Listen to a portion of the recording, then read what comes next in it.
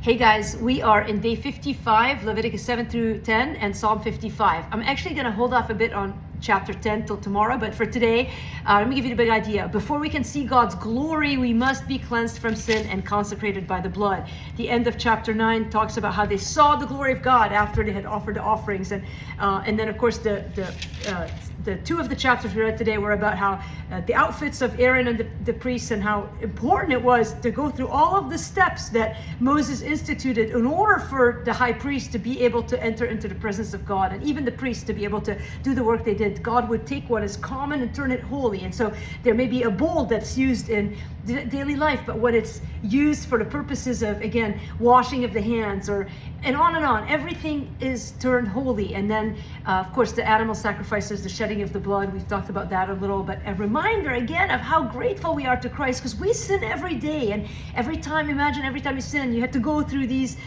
rituals and offerings, and now we can just hide behind the blood of Christ, who once and for all gave his life for us. And so I am so deeply grateful for Jesus when I read through the stories in Leviticus and really feel overwhelmed by all they had to do.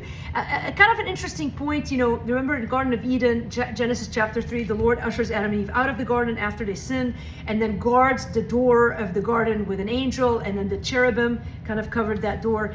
That picture, the Lord did that to protect Adam and Eve from his holiness, because you can't be in the presence of God. It's like being near the sun. You're going to explode. You're going to die if you're too close to what is holy and you're not. And then we see sort of that same model of a summit in Mount Sinai, when you've got sort of all the people at the base of the mountain, and then there was a layer of people who would show up to the higher level of the mountain, and then Moses to the summit. That same picture of Sinai on stilts, or mobile Mount Sinai, is the picture of the tabernacle. I like that picture because you sort of have the same thing where you've got the outside of the camp area, then you've got the camp where all the people were, and then you get into the tabernacle, you've got the courtyard, and then the tent, and inside the tent there's the holy place, and the Holy of Holies, the most holy place where the Ark of the Covenant was, where also there was cherubim. And sort of this reminder that with every step of getting closer to God, there had to be more of a cleansing and a sacrifice. And we see this even in the way that Moses prepares Aaron and his sons to kind of get closer to the place where God's presence was. And all this was instituted because God wanted fellowship with the people, with us. And again, now we have the gift of Jesus Christ, who is just unbelievable that we can come to God covered by the blood of the Lamb. But every bit of the offering had meaning.